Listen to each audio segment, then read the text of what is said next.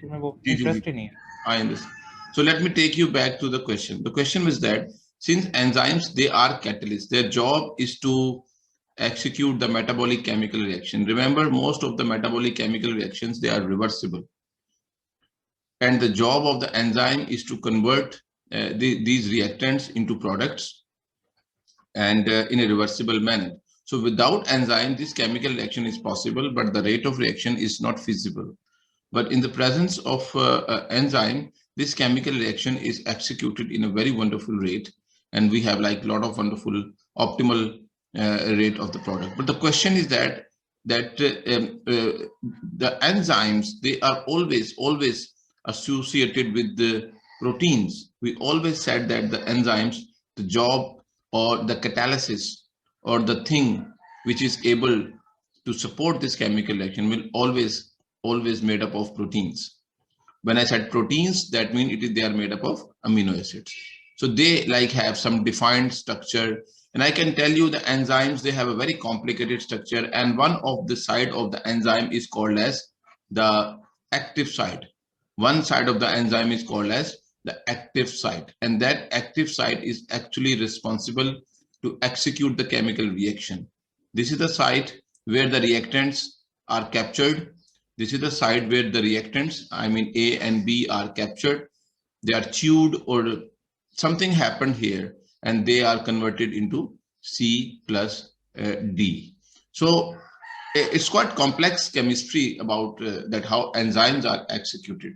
But the question was that is there anybody else who can execute this function? Actually, the question is much bigger than the I believe than the context of today's class. The question was that because life depends on metabolic chemical reaction. So if philosophically we want to go back in time to pinpoint the start point of life, where life actually started, when we can assume what was the point when we can say that this is a time when theoretically life started doing its things. So people debate over that point and they ended up with two molecules. One school of thought believed that it was the DNA. When DNA was appeared, we should believe that that is the time when life has started.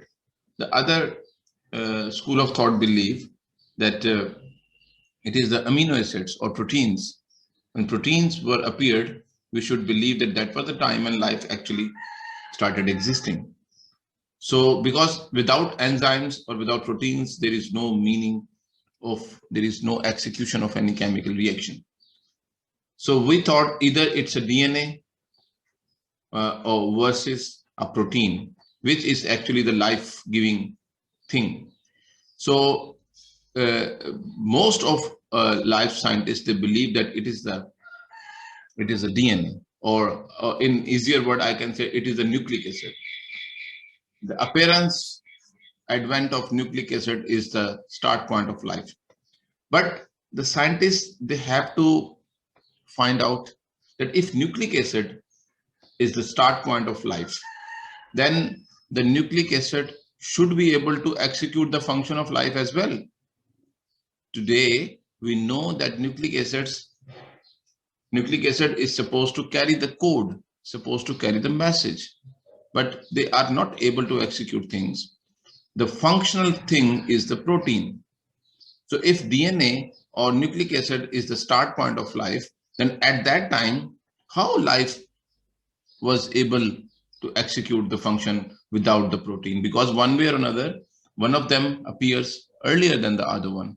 If DNA appear earlier, the DNA should be able not only to capture to keep the message, but also to execute certain chemical reactions. So they need certain examples. And one of the example I will be teaching you in detail is the structure of ribosomes. Please do not worry about the name and do not get scared of the name. It is one of the organelle present in the cells. It is one of the organelle present in the cells, but that organelle is mainly made up of RNA. RNA is a kind of nucleic acid. The job of the ribosome is to create or synthesize protein. The job of the RNA is to create protein, and the nucleic acid present in the ribosome, they execute that chemical reaction. So here the catalysis reaction is going on, and that reaction is executed by the RNA. So this thing is a very strong argument for the philosophical thinkers who want to debate and who want to understand that when actually the theme of life have started. So that was the time when DNA was created, because DNA is not only able to execute or keep the code of life, it is also able to execute certain functions. And the example is that the ribosomes, that in the ribosomes, the DNA is executing, nucleic acid is executing a catalytic reaction. And that was the reaction of the synthesis of proteins. And after that, we know the major job of doing things is transferred to the newly arrival molecules called proteins. And then they took over the job from the DNA and executing all the functions of life. So DNA is like primary as compared to the protein. Hope this answers the question and allows you to think bigger and wonderful. Okay? Yes, sir, clear. अब जैसे जान बता रहा था ना sir कि although any enzyme generally consists of protein, a few enzymes contain non-protein components such as nucleic acid. ये मिल तो गया था मुझे इंटरनेट से, लेकिन इसको एक्सप्लेन करने का जरा थोड़ा सा मसला हो रहा था, वो अब हो गया क्लियर. हाँ, कोई बात नहीं, जो मैंने तुझे बताई ना, ये तो जो इंटरनेट से नहीं मिलेगा, डोंट वरी, ये डॉक्टर मुस्तफा स्पेशलिटी. सर बिल्कुल सर, इसीलिए आपसे पूछा. नहीं डिटेल में पढ़ना है अभी अगले. नहीं राइबोसोम्स पढ़ेंगे. वो जो इजान बताने की कोशिश कर रहा है ना, वो ये होता है कि अगर आप एंजाइम का स्ट्रक्चर देखें ना, तो एक एंजाइम बेसिकली दो हिस्सों से मिलकर बनता है. एक उसका प्रोटीनिशियस पार्ट होता है, made up of enzyme, and there is another non proteinaceous part.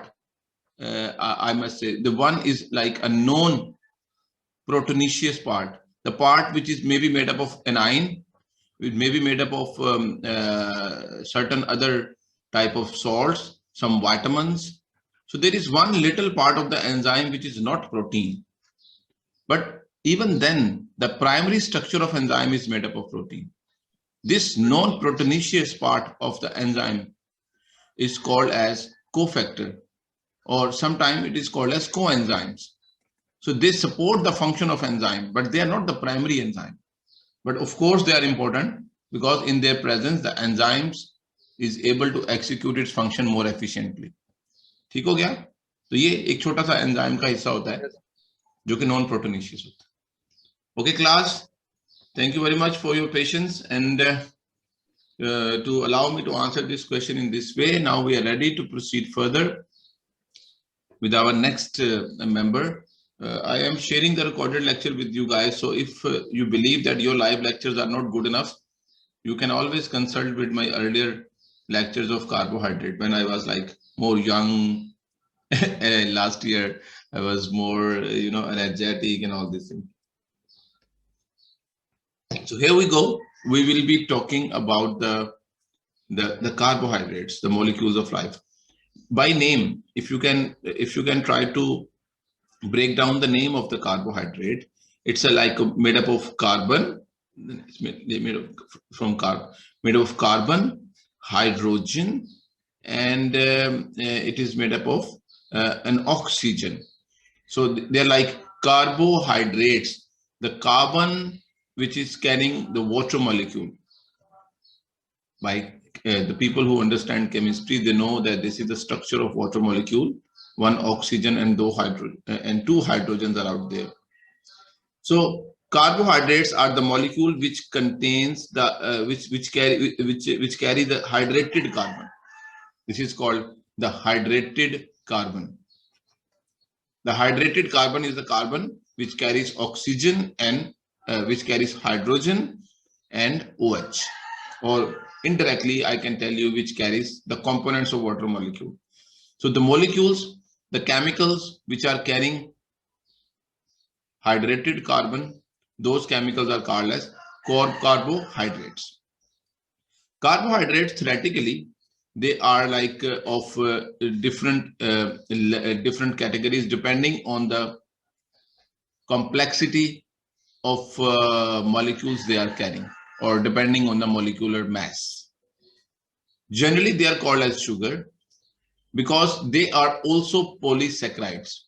So the carbohydrates, they are also polysaccharide. But something is polysaccharide, as I told you. If a carbohydrate is a polymer, not polymer, I should say polymer. Carbohydrate is a polymer. If something is a polymer, if you can remember my earlier talk, that polymer means somebody which is made up of small repeating units. If carbohydrate is a polymer, like the protein, then the carbohydrate should be made up of small repeating units. And every carbohydrate structure is made up of small, simple repeating units. And those small repeating units are called as sugars. More accurately, they are called as glucose. It is just one of the example of glucose. It is just one example of the sugar. Glucose is just one example of a sugar. So since carbohydrate is a polymer, it is made up of large number of repeating units, of sugars, for example, glucose. So depending on the number of carbohydrates, depending on the complexity and the number of glucose present in a carbohydrate, each carbohydrate molecule is divided into these three categories. The first kind of carbohydrates are called as monosaccharides. They are comparatively simpler one. I don't want to. Sir एक जरा बीच में miss हो गया था, वो शायद internet का disconnection हो गई थी. वो आपने हाइड्रेटेड कार्बन के बारे में बताया था. तो सर वो दोबारा रिपीट कर मिल जाएगा आपको. डेफिनेशन में मैं बता रहा था कि इसका नाम कहाँ से आया. कार्बोहाइड्रेट का नाम आया, इसका मतलब होता है ऐसे मॉलिक्यूल्स जिनमें हाइड्रेटेड कार्बन होता है, जिनमें इस तरह का स्ट्रक्चर होता है. Because if I draw the structure of glucose, which I don't want to draw, because this is not I don't want to teach you that much. So you will see such molecules are present in that structure, the carbon with the water molecule. So chemistry के लोगों ने जब इसका नाम रखा तो उन्होंने इसका नाम रखा carbohydrate, the molecule which are carrying the hydrated carbon. So there are like three types of you can say carbohydrates are out there. The first are the simpler ones. They're called as monosaccharides. The second category is called as oligosaccharides. And the third one is called as the polysaccharides. Depending on the number of repeating units, there are different types of carbohydrates are out there. The most simplest of the one, the first one, which we famously know, they are called as monosaccharides. They are made up of simple repeating units like the glucose. Most famous is the repeating unit of glucose. If we have more glucose in a carbohydrate, we can guess that so if we break down a carbohydrate structure, we eventually will be able to get what? We eventually will be able to get the repeating units called the glucose. More often, the carbohydrates are made up of glucose, but that does not mean this is the only thing. There are other units called fructose. There are other units called galactose. There are other units called lactose, and you will see lots of different types of repeating units which are constituting or creating carbohydrates. The first one, the monosaccharides, they are the most simplest carbohydrates out there. They cannot be broken down into simpler components. They are the most simplest of the carbohydrate. I must say glucose is the simplest of the carbohydrate. You cannot break down glucose further. If you break down glucose further, that will not be like a carbohydrate. So a glucose is the simplest example of a carbohydrate or a monosaccharide. When monosaccharides merge together in different numbers, like 2, 3, 4, 5, 6, they create bulky and bigger carbohydrates. These are called as oligosaccharides. Oligosaccharides are of different types. If two glucose molecules join with each other, they are called as disaccharide. If three glucose units join with each other, they are called as trisaccharide. If four glucose units or monosaccharide units join with each other, they are called tetrasaccharides, and so on. If large number of different types of many 100,000 of units, they join with each other, then this structure is called as polysaccharide. So the three levels of carbohydrates depends on the number of. Oligosaccharides दोबारा बता दें क्या होता है? Oligosaccharides are the carbohydrate which are carrying more than one repeating units. So we cannot divide monosaccharides into simpler one, but we can break down, we can divide oligosaccharide into simpler components. And when we break down a disaccharide, it will give us 2 glucose or 2 units of monosaccharides. If we divide a trisaccharide, it will give us 3 units of glucose. If we divide a tetrasaccharide, it will give us 4 units of repeating units or monosaccharides.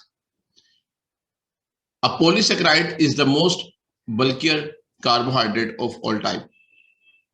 When polysaccharides are broken down, they produce large number of monosaccharides because they are made up of large number of repeating units. So in the most easiest of the way, I can tell you the carbohydrates, they are made up of sugar. They have 3 different categories: the monosaccharides, oligosaccharides, and the polysaccharides, depending on the number of repeating units present in them. The primary job is to produce energy, and they are also contributing in creating the cellular structures. The simpler carbohydrates, they are made up of one or few molecules, sugar molecules, and their primary job is to produce energy. And after that, they are involved in creating different structures to create cellular parts. And also they are involved in not only producing energy, but also storing energy in different forms and molecules. I will show you the example. G. Abbas. Abbas, आप question पूछ लीजिए। Sir repeated sir जी sir जो repeated units हैं वो सिर्फ glucose है? नहीं, मैंने बताया ऊपर कि there are other types of repeating units. Glucose is the most famous of them, which I am using the term. ठीक है, glucose. All right. और अगर जी बिल्कुल सर, अगर मोनोसैचराइड्स हैं, जो सैकराइड्स हैं, उनमें भी जो रिपीटिव यूनिट है वो ग्लूकोज भी है और देयर अदर वो फ्रक्टोज भी है और सुक्रोज भी है। मोनोसैकराइड्स में रिपीटिंग यूनिट्स नहीं होते, they are the simplest one. So glucose itself is a monosaccharide, fructose itself is a monosaccharide, ribose मतलब एक यूनिट। जी राइबोज की एक यूनिट। अच्छा जी बिल्कुल, इज ओके। हाँ, मुझे ये समझ आई है कि मोनोसैकराइड्स में मतलब एक यूनिट ऑफ ग्लूकोज होगा, क्योंकि अब वो ग्लूकोज फर्दर ब्रेक डाउन नहीं होगा, तो एक ही यूनिट होगा, उसमें चेन नहीं होगी। बिल्कुल ठीक है, but the different types of monosaccharides are out there and they are different from each other based on the number of carbon और बेस्ड ऑन देयर स्ट्रक्चर. मिसाल के तौर पर glucose is a 6 carbon monosaccharide. It is made up of 6 carbon. Ribose is made up of 5 carbon.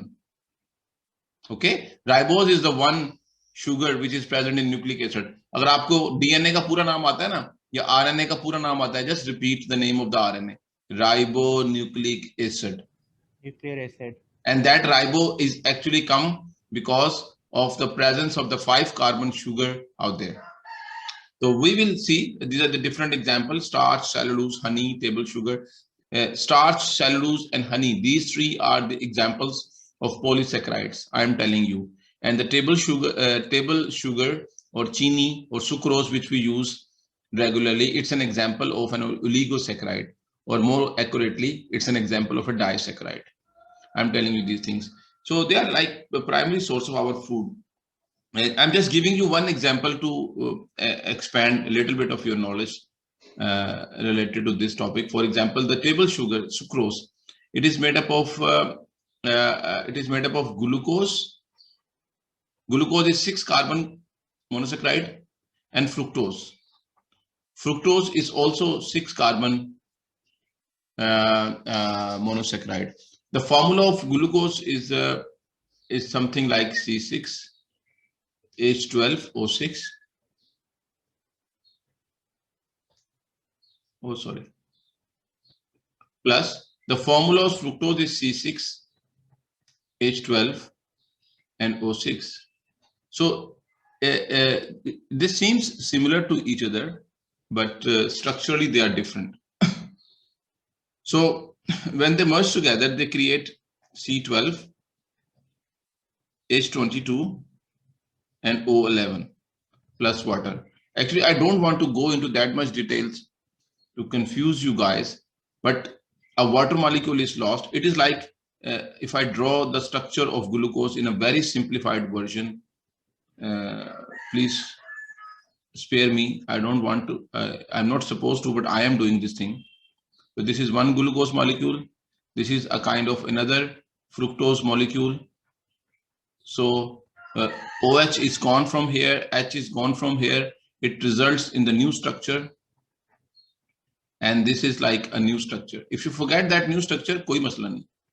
You are not supposed to remember this thing. But I'm just drawing it for you that when the two units, they merge with each other, they lost one water molecule. Yahan se OH, yahan se H. They lost one water molecule to make a connection. And now this is called as sucrose. This is the thing which we eat, chini. So this is the formula of chini, or what we call as the sucrose. And this is now is an example of what? This is an example of a disaccharide.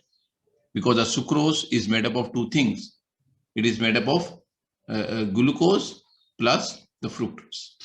This side. Now you can guess, if you add more and more complexity, you will get trisaccharides. You will get eventually get what?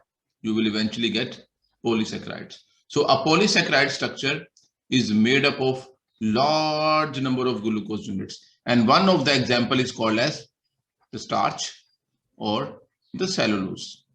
If you ask me, sir, what is the difference between starch and cellulose? And there is one more example of a polysaccharide called glycogen. So all these different types of polysaccharides, the difference in these three types of polysaccharide is in the nature of the monosaccharides they are carrying. It's the nature and structure of monosaccharides. For example, humans and the other plants, the job of the plants is to produce carbohydrates. We know that. What the plants are doing, plants utilizes carbon dioxide gas from the air, mix with water, execute a chemical reaction in the green part of their structures called chlorophyll. A chemical reaction is executed in the presence of sunlight, which produces C6H12O6 plus oxygen. And this thing is called as glucose. So that is the primary source from where the energy for the rest of the plants came into existence. Plant utilizes this glucose. They use this glucose to do what? To produce energy, because the primary purpose of glucose is to produce energy. The leftover molecules were stored. The leftover glucose molecules, they sent for the storage. It was stored in the roots, sometime आलू की शक्ल में, sometimes गाजर की शक्ल में, carrot की शक्ल में. Sometimes it was stored in the shoots, जैसे कि sugar cane में होता है. Sometimes the carbohydrate is stored in the leaves. Chad, the excessive carbohydrates or glucose is stored in different parts of the body of the plants. They store these things. Most of the time, the plants store the carbohydrates in the form of starch. They save it in the form of starch. Now, what animals are doing? Animals are collecting or getting glucose from where? They are getting glucose from the carbohydrates they are eating. We are eating carbohydrates from our food. We break down the carbohydrates present in our food with the help of a process called digestion. With the help of the digestion, we break down the carbohydrate into simpler units, means the glucose, and then we utilize this glucose to produce energy in the same way. The excessive glucose is stored. The excessive glucose in the animals. The excessive glucose, once again, is sent to the storage in muscles and in liver and in the form of glycogen. So we are storing the glucose in the form of glycogen. Plants are storing the glucose in the form of starch. Both of them are polysaccharides, but they are different in their structure. Some are straight chains. If you go into the details, putting the glucose in straight chains. Some are present in form of branches like this, more branching like this. So different type of storage molecules are out there, but all of them are polysaccharides.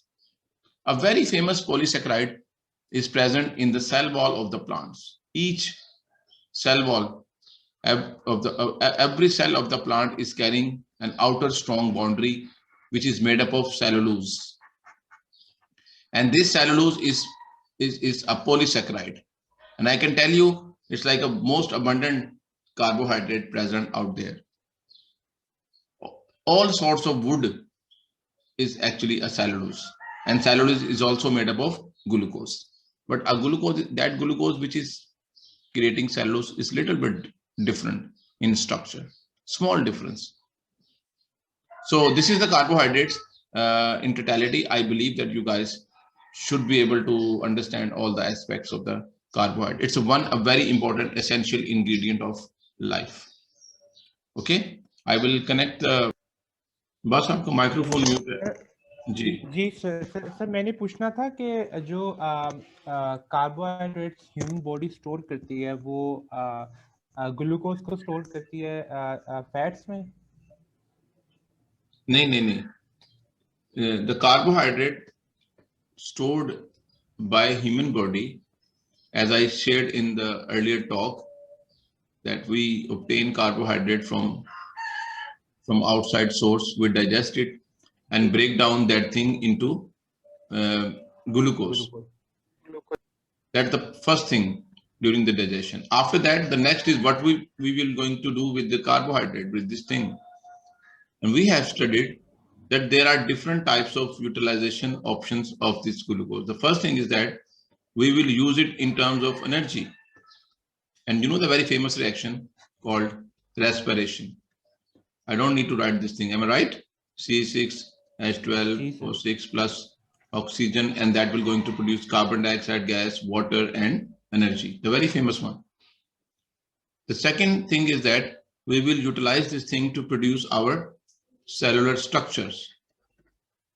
That carbohydrate is used to create structures. मिसाल के तौर पर, sometimes carbohydrates merge with proteins, and that will produce glycoproteins.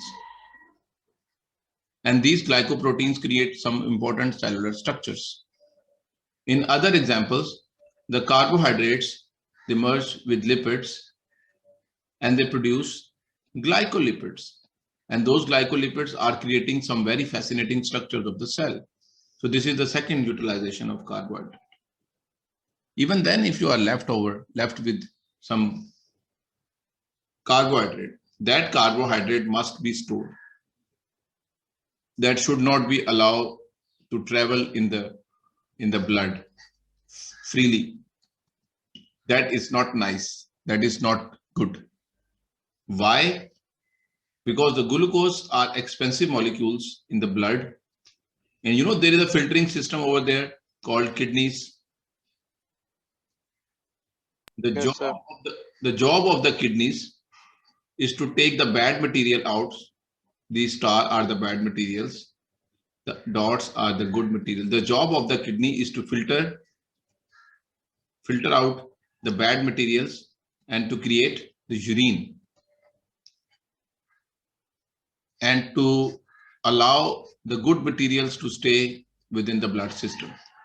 Now imagine if you have like a lot of glucose in your blood, your kidneys will have to work very hard to filter that thing.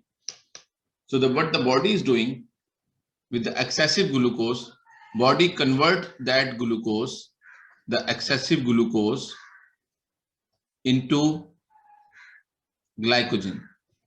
Glycogen is a polysaccharide. It's a polysaccharide. This conversion needs an enzyme or a hormone, and that thing is called as insulin.